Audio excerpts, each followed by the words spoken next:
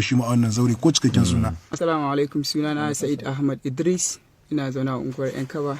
So na gama makarantar Rumfa College, so yanzu haka na gama informatics, na karanti software and programming. So amma abin da na karanta ma ba ma ya daga cikin kuma abin da Allah ya hore mu.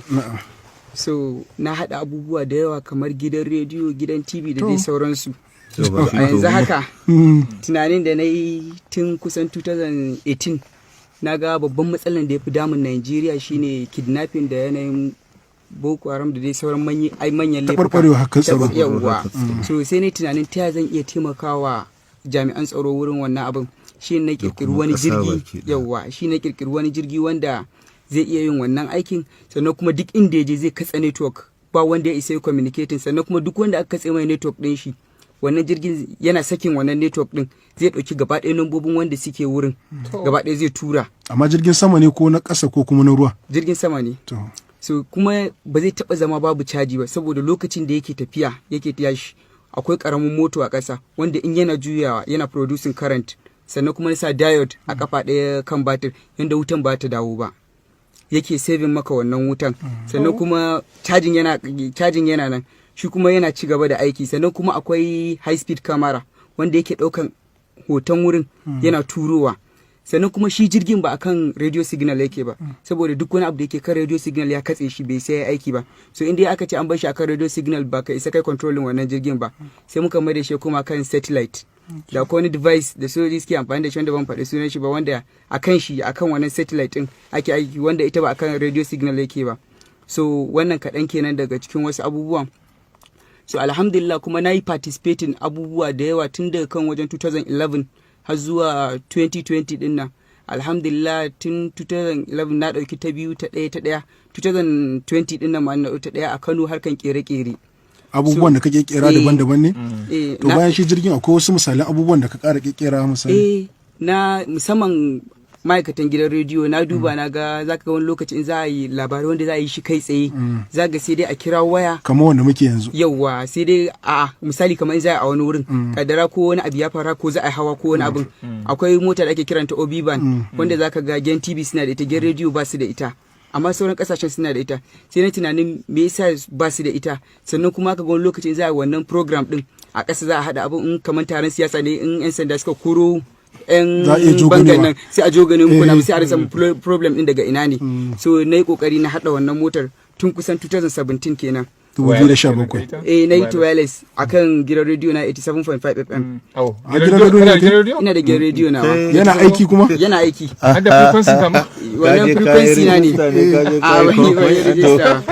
So wannan kasa yanzu na wannan kenan. So babban abin da ya fi bata min rai shine in muka je muka wannan competition din sai dai a baka certificate, a baka 1,000 ko 2,000 kudin mota, ba abin da mutane za a yi maka. So zaka ga abin gaba ɗaya na bata mana rai.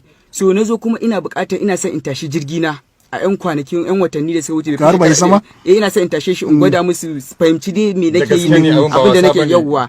So jami'an tsaro suka ce min ba a yadda in tashi wannan jirgin ba.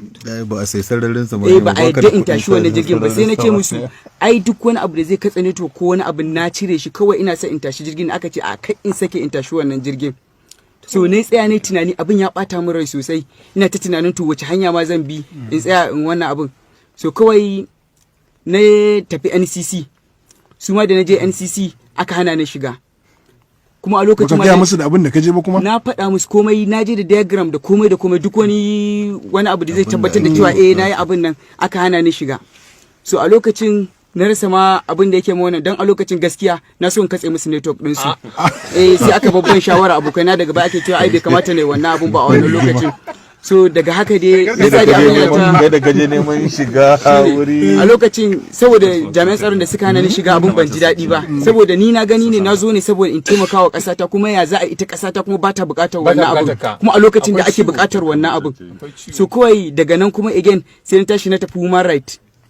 Saboda ya za a yi ni dan kasa ne kuma ina da yancin in taimaka wa kasata, amma kuma kasata kamar ba ta bukatar wannan abubuwan. Sai ka taimaka amma ba a shine ba a bukatar wannan abun. So da na je nan su ma suka ce su ta nema na dai haka har yanzu ba wani abu da aka yi.